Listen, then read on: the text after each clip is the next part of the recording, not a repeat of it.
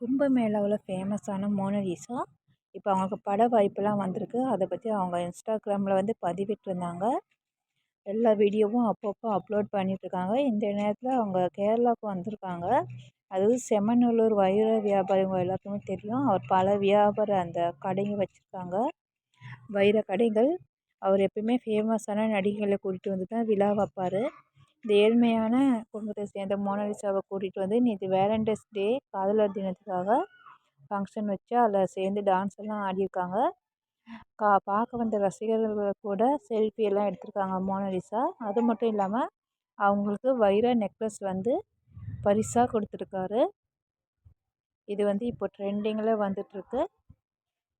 இந்த வீடியோ பிடிச்சிருந்தா லைக் பண்ணுங்கள், ஷேர் பண்ணுங்கள், சப்ஸ்கிரைப் பண்ணுங்கள்.